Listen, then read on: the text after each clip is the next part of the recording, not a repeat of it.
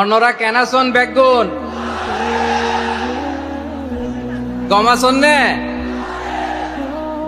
হর্ষবাজারের বেগুন চলিয়ে আসছেন পাল্লার। আল্লাহু আকবার, আল্লাহু আকবার, আল্লাহু আকবার কবীরা। প্রিয় ভাইয়েরা, আপনারা সবাই ভালো আছেন? সবাই ভালো আছেন? আপনারা অনেক কষ্ট হয়েছে আপনাদের, আমি জানি। আর অল্প সময় একটু কষ্ট দিব। সকাল 10টা থেকে রাত 10টা পর্যন্ত 12 ঘন্টার একটা প্রোগ্রাম। এই তো 10টা বাজতে আর অল্প কিছু সময় বাকি, আমি শেষ করে দেব ইনশাআল্লাহ। 3 দিন আগে আসছো? আচ্ছা, মাশাআল্লাহ মাশাআল্লাহ। পেকুয়ার প্রোগ্রাম আজকে ইতিহাস হয়ে থাকবে ইনশাআল্লাহ। আপনারা এই যে চকরিয়া থেকে কারা কারা আসছেন দেখি? চকরিয়া, মাশাআল্লাহ, ঠিক আছে। উখিয়া থেকে কারা আসছেন? আচ্ছা। তারপরে এই যে কক্সবাজার সদর থেকে কারা? অনেক ভাইরা আসছে, মাশাআল্লাহ, হাত নামান। রামু থেকে কারা? রামু, এই যে রামুবাসী। মহেশখালী থেকে কেউ আসছেন? এটা তো মহেশখালীর প্রোগ্রাম হয়ে গেছে দেখা যায়। কুতুবদিয়া আছে? আচ্ছা আচ্ছা। ঈদগাঁও থেকে কেউ আসছেন? ওর ঈদগাঁও থেকেও আসছে, আল্লাহু আকবার। আচ্ছা, পেকুয়া থেকে কারা কারা দেখি?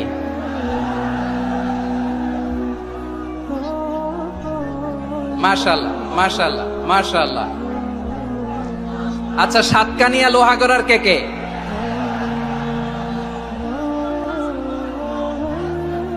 মাশাআল্লাহ, বারাকাল্লাহু ফিক। তো তোমাদের সাথে ভালোবাসা বিনিময় করতে করতে তো আমার সময় চলে যাবে। হ্যাঁ, আল্লাহু আকবার। আল্লাহ আমার ভাইদেরকে কবুল করুক। তার মানে বোঝা গেল মন্তব্য করে গন্তব্য ঠেকানো যায় নাই, সব আল্লাহ তাআলার মেহেরবানি। আলহামদুলিল্লাহ পড়ি সবাই। চট্টগ্রাম শহর থেকে কারা আসছেন দেখি? মাশাআল্লাহ মাশাআল্লাহ মাশাআল্লাহ, ঠিক আছে। সিলেট থেকে কারা? সিলেট, আচ্ছা। কক্সবাজার জেলা এবং চট্টগ্রাম জেলা, এই দুই জেলার বাইরে থেকে কারা কারা আসছেন দেখি? মাশাআল্লাহ। দিনাজপুর, মাশাআল্লাহ, আল্লাহ কবুল করুন। ব্রাহ্মণবাড়িয়া, মাশাআল্লাহ, ঠিক আছে। লাকসাম, হ্যাঁ, সবার প্লে কার্ড দেখেছি। বসো বসো বসো। হ্যাঁ, কুমিল্লা দেখেছি আমি, ঠিক আছে ঠিক আছে। যশোর, হ্যাঁ যশোর, ঠিক আছে, শুনেছি। ঢাকা থেকে, মাশাআল্লাহ, ঠিক আছে।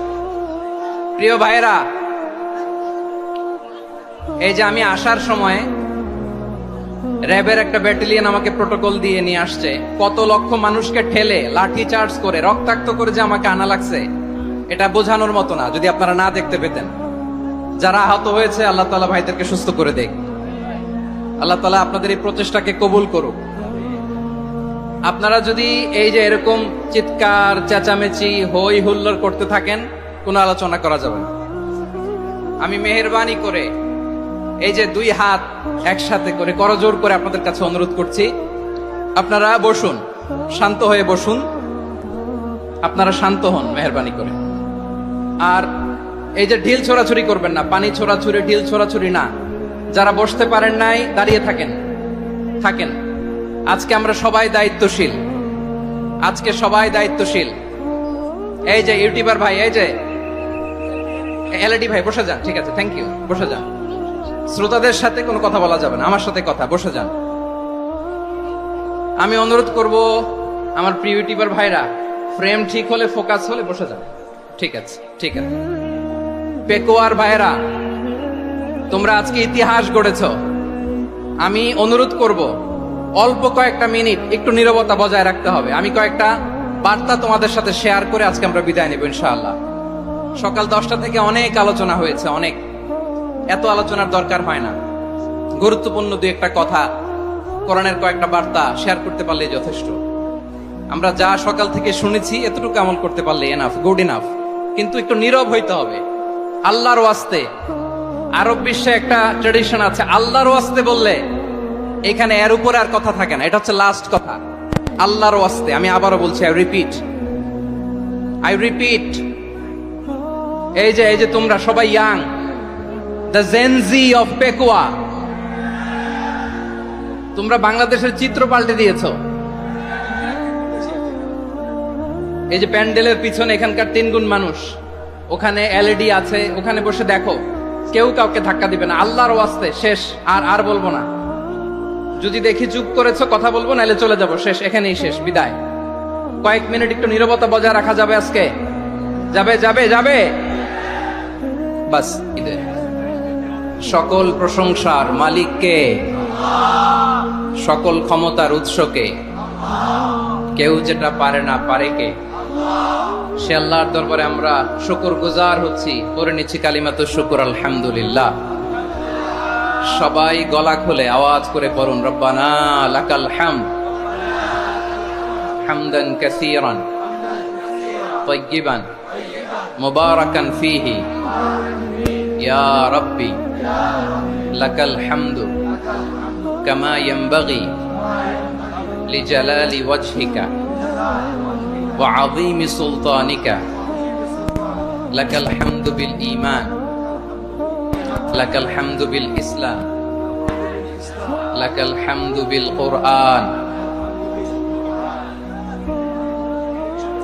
মরহুম মাওলানা শহীদুল্লাহ স্মৃতি সংসদ ও পেকুয়া সমাজ উন্নয়ন পরিষদের যৌথ উদ্যোগে আয়োজিত আজকের এই 8ম তাফসীরুল কোরআন মাহফিলের সম্মানিত সভাপতি, প্রধান অতিথি, বিশেষ অতিথি, মঞ্চে উপবিষ্ট মেহমানবৃন্দ এবং দেশ বরেণ্য প্রথিতযশা ওলামায়ে কেরাম, যারা সকাল 10টা থেকে আজকের এই বিশাল তাফসীরুল কোরআনের ময়দানে আলোচনা করেছেন, আমি সবার প্রতি কৃতজ্ঞতা, অভিনন্দন, মোবারকবাদ জানিয়ে শুরু করছি। আল্লাহ রাব্বুল ইজ্জত ওয়াল জালালের দরবারে শুকরিয়া জ্ঞাপনের পাশাপাশি আমি আপনাদের শুকরিয়া জানাই, যারা কক্সবাজারের বিভিন্ন থানা থেকে, চট্টগ্রামের বিভিন্ন থানা থেকে এবং বাংলাদেশের বিভিন্ন জেলা থেকে আজকের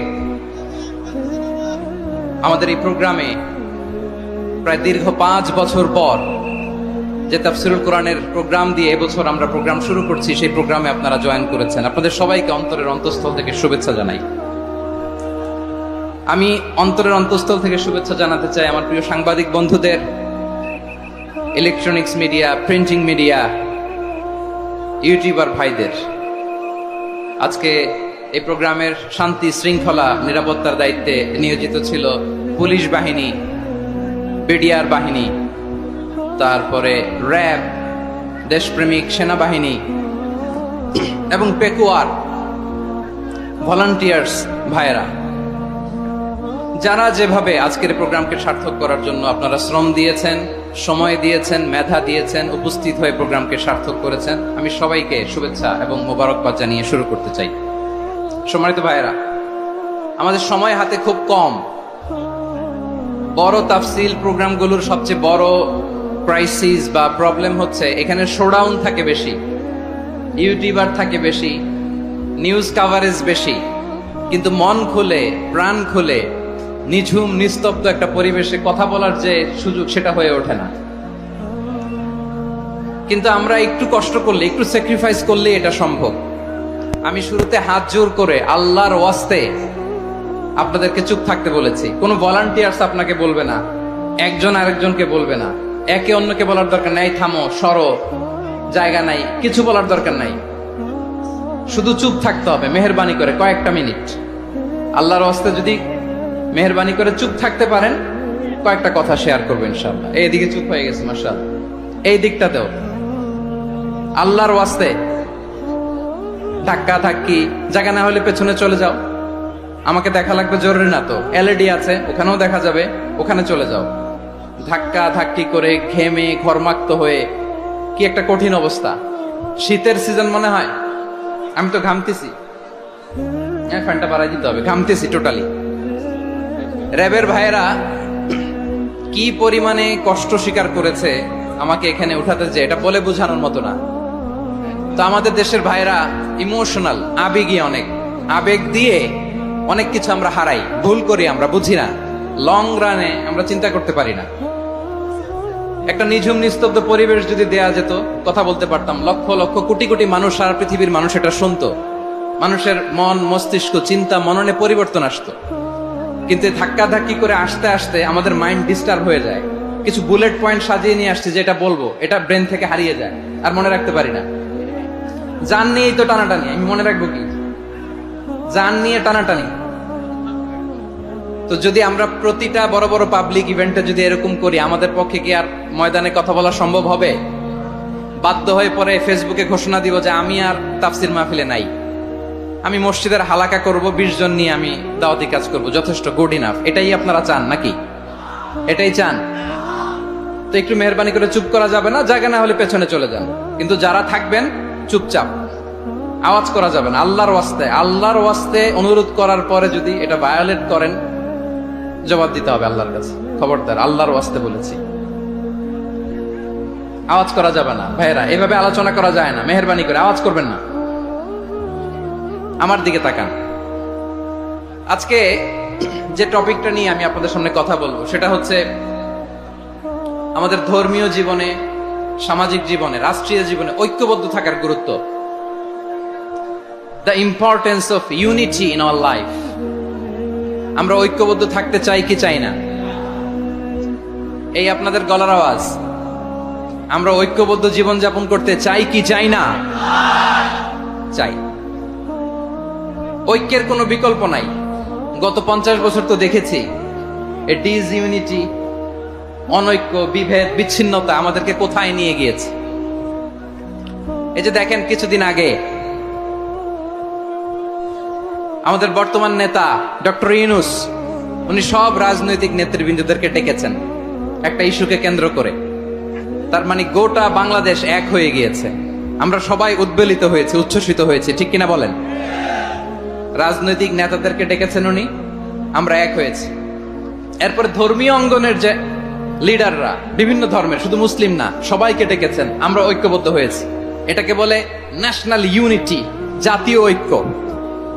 যে কোনো ধরনের কনস্পাইরেসি, ষড়যন্ত্র, আধিপত্যবাদ মোকাবেলায় জাতীয় ঐক্যের চেয়ে মোক্ষম হাতিয়ার আর নাই। আমাদের একটা প্রতিবেশী দেশ আছে, আমরা আমাদের দেশ নিয়ে যত ভাবি, তারা তার চেয়ে বেশি ভাবে। কথা বুঝতেছেন না? আরো ভেঙে বলতে হবে। আমরা আমাদের দেশ নিয়ে যত উদ্বিগ্ন, এদের আরো টেনশন বেশি। বলেন, আমাদের দেশে শান্তি আছে না নাই? আমরা হিন্দু মুসলিমে কখনো দাঙ্গা লাগে? আসতে বলেন, কেন লাগে? ওদের পূজা পার্বণে আমাদের মাদ্রাসার ছেলেরা যে পাহারা দেয়, চিল্লায় বলেন ঠিক কিনা? আমাদের তাফসির মাহফিলের সময় ওরা ডিস্টার্ব করেন, ঢোল বাজায় না। ওদের পূজা পার্বণের সময় আমাদের তাফসির মাহফিলের ডেট হলে আমরা চেঞ্জ করে দেই। সুবহানাল্লাহ, কি সাম্প্রদায়িক সম্প্রীতির রোল মডেল। আর ওই বাংলাদেশের ব্যাপারে তারা অনেক ডিসইনফরমেশন ছড়াচ্ছিল। ভারতের অনেকগুলো গণমাধ্যম, আমি জেনারেলাইজ করব না, আমাদের প্রতিবেশী দেশের সব গণমাধ্যমকে আমি দোষ দিতে চাই না, অনেকগুলো গণমাধ্যম তারা ডিসইনফরমেশন শেয়ার করেছে। ডিসইনফরমেশন আর মিস ইনফরমেশনের পার্থক্য আছে। মিস ইনফরমেশন না জেনে ভুল বুঝে একটা মিথ্যা বা ভুল তথ্য ছড়িয়ে দেয়া, এটার ক্ষমা আছে, এটার কি আছে? আর ডিসইনফরমেশন মানে ইচ্ছা করে, প্ল্যান করে, ম্যাপ করে, ছক এঁকে মিথ্যা, গুজব, রটনা সোশ্যাল মিডিয়ায় ছড়ানো, এটার ক্ষমা আছে? আওয়াজ করে বলেন, ক্ষমা আছে? ভারতের কিছু গণমাধ্যম তাই করেছে। আমরা ব্যথিত হয়েছি, আমাদের হৃদয়ে রক্তক্ষরণ হয়েছে। আমাদের প্রতিবেশী দেশকে বলতে চাই, আমাদের দেশ নিয়ে আপনাদের ভাবার দরকার নাই। নিজের চরকায় তেল দেন, নিজের দেশ নিয়ে ভাবেন। গত মাসের ভয়েস অফ আমেরিকার রিপোর্ট, বাংলাদেশে সংখ্যালঘু জনগোষ্ঠী আগের চেয়ে বেশি নিরাপত্তা পাচ্ছে। Report voice of America, Muslim report নাকি? মুসলিম জরিপ, ভয়েস অফ আমেরিকা। কথা বোঝে নাই বোধহয়। ভয়েস অফ আমেরিকা কি আমাদের রিপোর্ট? না, ভয়েস অফ আমেরিকার জরিপ, বাংলাদেশের সংখ্যালঘু জনগোষ্ঠী আগের চেয়ে ভালো নিরাপত্তা পাচ্ছে। শুধু এখানেই শেষ না, মাইক্রোসফটের একটা জরিপ শোনাই আপনাদেরকে। তারা সারা পৃথিবীতে গুজব, ভুয়া আর মিথ্যা নিউজ ছড়ানোতে কোন দেশ সেরা একটা রিপোর্ট করেছে, এর মধ্যে 1 নম্বরে এসেছে ভারতের নাম। মাইক্রোসফট তো মুসলমানরা চালায় না, কথা বোঝে নাই বোধহয়। প্রতিবেশী দেশকে বলবো, আপনারা নিজের চরকায় তেল দেন, আপনারাও শান্তিতে থাকেন, আমাদেরকেও শান্তিতে থাকতে দেন। সব চেঞ্জ করা যায়, প্রতিবেশী চেঞ্জ করা যায় না। আমাদের ল্যান্ড তাদের ল্যান্ড, পাশাপাশি।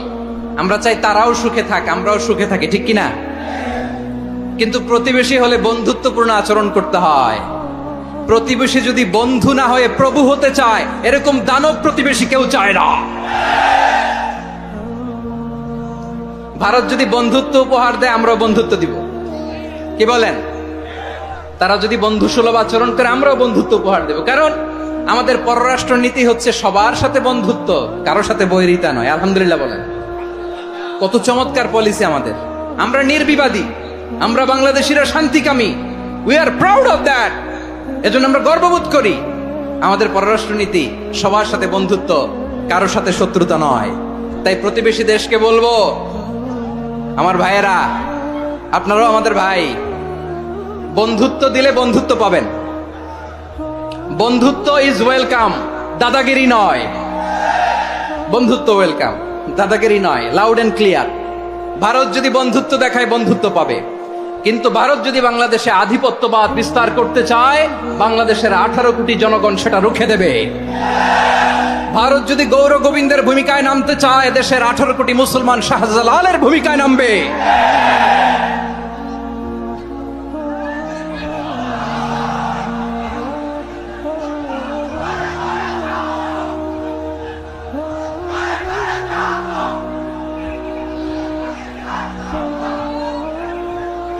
প্রিয় ভাইয়েরা, আমরা বন্ধুত্বে বিশ্বাসী, শত্রুতায় নয়, ঠিক কিনা বলেন? আল্লাহ আমাদেরকে বোঝার তৌফিক দান করুক। তাহলে এই যে তারা বলেছে এদেশে সংখ্যালঘুরা কষ্টে আছে, দুঃখে আছে, এটা কি ঠিক? বলেন, এটা কি ঠিক? না, তারা ডিস ইনফরমেশন শেয়ার করেছে, এটা ঠিক নয়। আমার প্রতিবেশী বন্ধু রাষ্ট্রকে বলবো, আপনারা এটা করবেন না, এটা করবেন না। আমরা শান্তিতে আছি, আপনারাও শান্তিতে থাকেন, আমাদেরকেও শান্তিতে থাকতে দেন। এই যে চিটাগাং এর অ্যাডভোকেট আলিফ হত্যাকাণ্ডে গোটা বাংলাদেশ আমরা ধৈর্যের পরাকাষ্ঠা দেখিয়েছে, চিল্লায় বলেন ঠিক কিনা?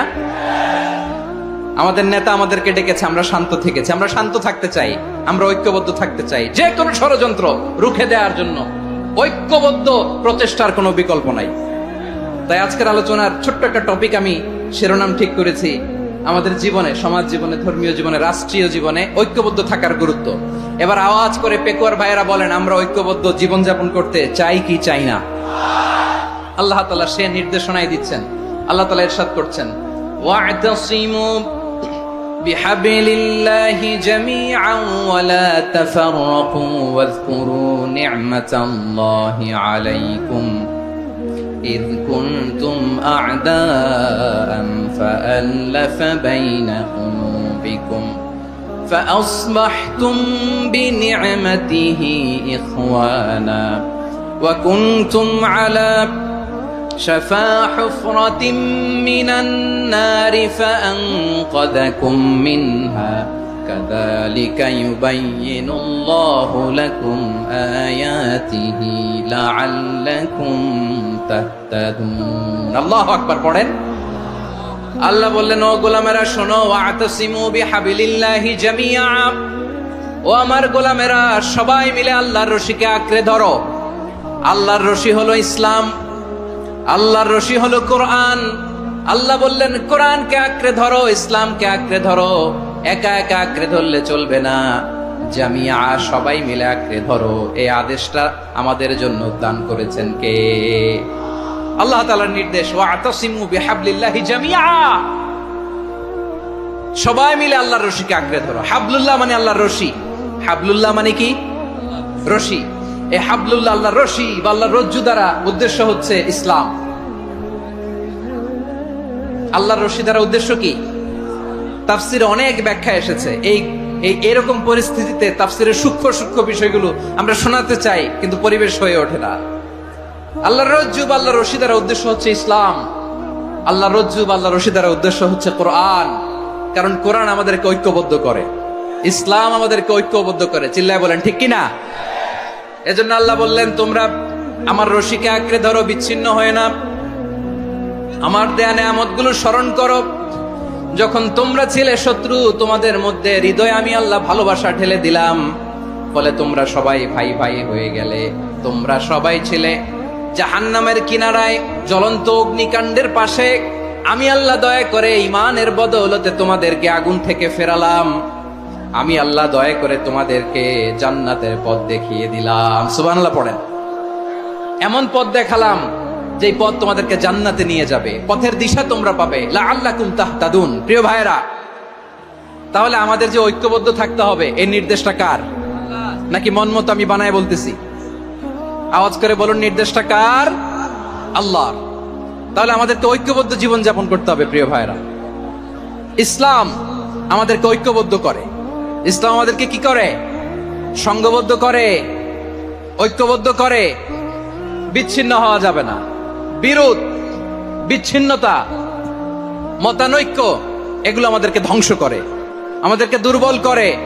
আর আমাদের ঐক্যবদ্ধ প্রচেষ্টা আমাদেরকে বিজয়ের দিকে এক ধাপ এগিয়ে নেয়। চিল্লায় বলেন ঠিক কিনা? এজন্য আল্লাহ বললেন, ওয়াতাসিমু বিহাবলিল্লাহি জামিআ। তোমরা আল্লাহর রশিকে আঁকড়ে ধরো, তোমরা ঐক্যবদ্ধ জীবন যাপন করো, তোমরা বিচ্ছিন্ন হইও না। বিচ্ছিন্ন হইলে লস, ঐক্যবদ্ধ হলে সেখানে কল্যাণ আছে না নাই? মাইকে কি সমস্যা হয়েছে কোনো? এবার ঠিক আছে। প্রিয় ভাইয়েরা, শেষ করে দেই না? তাইলে শেষ করে দিব তো? গত 2 দিন আগে এসে বসে আছেন, আর আমি আসার 20 মিনিটের মধ্যে উঠে যাচ্ছেন কেন? আর সহ্য হচ্ছে না? আর পারতেছেন না? হ্যাঁ, বসেন। যাদের খুব জরুরত তাদেরকে বের হইতে দেন। অনেকে সকাল থেকে বসে আছে, ওয়াশরুমে যেতে হবে, সারাদিন কিছু খায় নাই, পাগলের মতো বসে আছে। আমি জানি, সব রিপোর্ট আছে আমার কাছে। মেহেরবানি করে বিশৃঙ্খলা করবেন না, আল্লাহর ওয়াস্তে, আল্লাহর ওয়াস্তে। যাদের কষ্ট হচ্ছে বের হয়ে যান। আরো কয়েক মিনিট কথা বলে আমরা শেষ করব। আল্লাহর ওয়াস্তে, আল্লাহর ওয়াস্তে বলার পরেও এরকম বিশৃঙ্খলা করা মোটেও কাম্য নয়। প্রিয় ভাইয়েরা, আল্লাহর ওয়াস্তে, এই শব্দটা কতবার ইউজ করেছি আমি, আল্লাহর ওয়াস্তে। আপনার বুক কাঁপে না? হ্যাঁ, ভয় হয় না আল্লাহর? একটু থামেন, একটু থামেন, মেহেরবানি করে, মেহেরবানি করে। এই তো, হ্যাঁ, মাশাআল্লাহ। আল্লাহর ওয়াস্তে প্রিয় ভাইয়েরা, ঐক্যবদ্ধ হতে হবে আমাদেরকে। আদেশটা কার? একটু আওয়াজ করবেন। ঐক্যবদ্ধ জীবন যাপন করতে হবে। আদেশটা কার? আমাদের আগে যে সমস্ত জাতিগোষ্ঠী ধ্বংস হয়েছে, বিভেদের কারণে হয়েছে। বিশ্বনবী বলেন, বুখারীর বর্ণনা, ফাইন্নামা আহলাকাল্লাযীনা মিন ক্বাবলিকুম কাসরাতু মাসাইলিহিম ওয়া ইখতিলাফুহুম আলা আম্বিয়াইহিম। তোমাদের আগে ইহুদি নাসারারা যারা ধ্বংস হয়েছে, আমার গজবে উপনীত হয়েছে, 2টা কারণ ছিল। নাম্বার 1, কাসরাতু মাসাইলিহিম, বেশি প্রশ্ন করত, প্রয়োজনে অপ্রয়োজনে নবীরে প্রশ্ন করে আটকাইতে চাইতো, এরকম ডাকাত ছিল তারা। 2 নাম্বার কারণ, ওয়াখতিলাফুহুম আলা আম্বিয়াইহিম, ইখতিলাফ করার কারণে, বিভেদের কারণে, পারস্পরিক বিরোধে জড়ানোর কারণে তারা ধ্বংস হয়েছে। এখন বলেন, আমরা কি আল্লাহর গজব চাই? আমরাও কি তাদের মতো ধ্বংস হতে চাই? এজন্য আল্লাহ তাআলা সূরা আল ইমরানের 105 নম্বর আয়াতে বললেন, ওয়ালা তাকুনু কাল্লাযীনা তাফাররাকু ওয়াখতালাফু মিন বা'দি মা জাআহুমুল বাইয়িনাত ওয়া উলাইকা লাহুম আযাবুন আযীম। খবরদার, প্রমাণ পাওয়ার পরেও, দলিল নাজিল হওয়ার পরেও যারা বিরোধ করেছে, ইখতিলাফ করেছে, বিচ্ছিন্ন হয়েছে, খবরদার তোমরা তাদের মতো হয়ো না। যদি তাদের মতো হও তাহলে জেনে রাখো, ওয়া উলাইকা লাহুম আযাবুন আযীম, তাদের জন্য আমি মর্মন্তুদ শাস্তি প্রস্তুত করে রেখেছি। যারা বিচ্ছিন্ন হয়েছে, বিরোধ করেছে, তারা কারা? ইহুদি নাসারারা। এই আয়াতের তাফসীরে কাল্লাযীনা তাফাররাকু ওয়াখতালাফু, যারা বিচ্ছিন্ন হয়েছে, বিরোধ করেছে, তারা কারা? মুফাসসিরিন ইকরাম বলেছেন তারা ইহুদি নাসারারা। আওয়াজ করে বলুন তো, তারা কারা? ইহুদি নাসারারা। বিষ্ণু ঈসা ইসলাম সুনানে আবু দাউদ এবং তিরমিজির হাদিসে বলেন, ইফতারাকাতিল ইয়াহুদু আলা 71 ফিরকা, ইহুদিরা 71 দল হয়েছে। ইখতিলাফ করতে করতে কয় দল? সবাই বলে নাই কয় দল? ওয়াফতারাকাতিন নাসারা আলা 72 ফিরকা। আর নাসারারা হইছে 72 দল। আওয়াজ করে বলুন তো কয় দল? ওয়াসাতাফতারিকু হাদিহিল উম্মাহ বি73 ফিরকা। আর বিশ্বনবী আফসোস করে বলেন আমার উম্মত হবে 73 দল। ইহুদি 71 দল, নাসারা 72 দল, আর আমার উম্মত বুঝে থাকলে আওয়াজ করে বলেন। বিশ্বনবী বলেছেন আমার উম্মত ভাগ হবে কয় দলে? কুল্লুহা ফিন্নার, সব জাহান্নামে যাবে, ইল্লা ওয়াহিদা, একটা দল ছাড়া। সাহাবারা বললেন মান হিয়া ইয়া রাসূলুল্লাহ, সে নাজাত প্রাপ্ত জান্নাতি দল কোনটা? আপনি কি আমাদের বলবেন না? আপনি মেহেরবানি করে একটু বলে দেন তারা কারা। বিশ্বনবী বললেন মা আনা আলাইহি ওয়া আসহাবি, আমি এবং আমার সাহাবারা যেই মতের উপর, যেই পথের উপর আছে, এই মত এবং পথের উপর যারা থাকবে তারাই জান্নাতের দল হয়ে যাবে। যারা আমার মত, আমার সাহাবীর মত এবং পথকে অনুসরণ করবে তারাই জান্নাতে যাবে। তাহলে প্রিয় ভাইয়েরা, আমরা কি আর ইখতিলাফ করব? কাদা ছোড়াছুরি করব? করবেন না যে বোঝাই তো যাচ্ছে দৃশ্য দেখে। ধাক্কাধাক্কি যে আপনারা করবেন না। আপনাদের এই যে আমলনামা তো আমার কাছে আছে। পেকুয়ার ভাইয়েরা, এটা তো আমার ওয়ার্ম আপ প্রোগ্রাম। আমার বিভাগীয় প্রোগ্রাম হচ্ছে 8 বিভাগে 8টা। কয়টা? এটা কেন নিলাম? নেয়ামতুল্লাহ নিজামীর জ্বালা থেকে বাঁচার জন্য নিলাম। ওর জ্বালাতনে ও পারে না মালয়েশিয়া থেকে আমরা টেনে নিয়ে আস, চার্টার ফ্লাইট ভাড়া করে পারে না নিয়ে আস। এমন কোন মাধ্যম নাই, এমন কোন ওয়ে নাই সে ধরে নাই। আর তার কাছে আমার কাছে তার দাবিও আছে, কারণ এর আগে 2-3 বার আসার কথা ছিল।